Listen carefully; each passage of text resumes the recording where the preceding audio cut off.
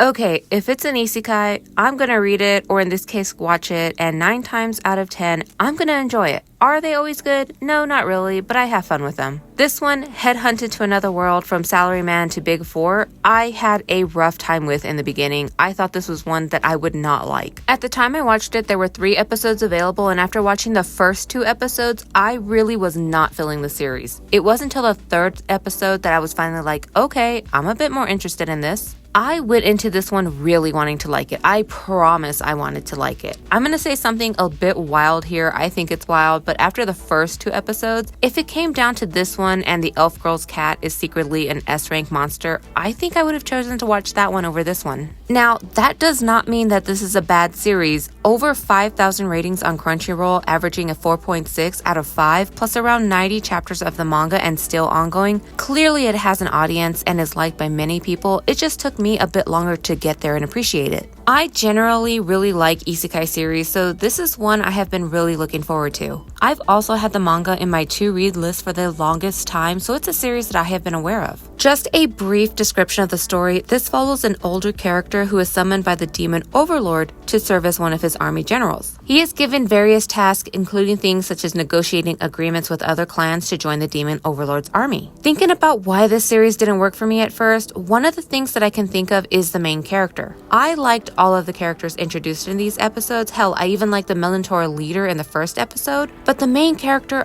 I don't know. I just thought he was okay. It makes sense for him to be on edge. After all, he did just die and is in a new world with demons, demi-humans, and monsters, so it wasn't that. If you asked me to point out what it was about him that I didn't warm up to at first, I couldn't tell you because I don't even really know. I did really like that he came into this world because of his negotiation and business skills, rather than being an overpowered character. It is rare to see that in isekai. By the 3rd episode, it did feel more like he had found his footing and had more of a connection with the other characters, and just all around felt more comfortable with his new reality. There are still things that he is learning about the world and the beings in it, but overall his confidence is rising. He went from a not great situation in our world to a much better one with the demon overlord. It's not the usual black company work to death story, it's more that he worked so hard and was not appreciated. They exploited him basically. He would be sent to a place, build a relationship with the locals, and progress the business there that he was sent to do. Then his job would tell him something like, okay, we're taking over from here, go to this next place now.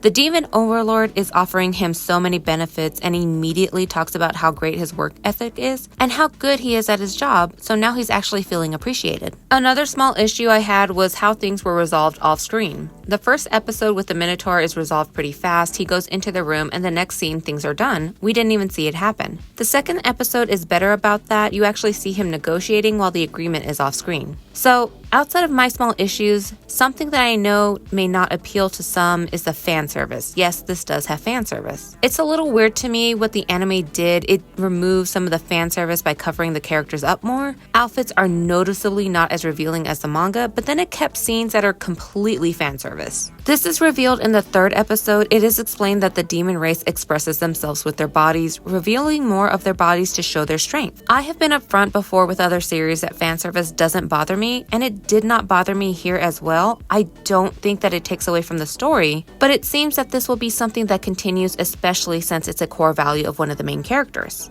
Okay, just as a quick last note, something I thought was weird, what is this bar he keeps going to? I don't remember it in the manga at all, but I could have overlooked it. I'm guessing this is supposed to be taking place in his head, like his own little mind palace. If you know, let me know. It did have a rough start, but right now I would and will continue to watch the episodes. This might be one that I prefer the anime over the manga, though I would continue reading the manga at some point just to see what's going on, but I have no idea when that will happen. I've already got so much on my list. If you're interested in checking out the series, it releases Mondays on Crunchyroll.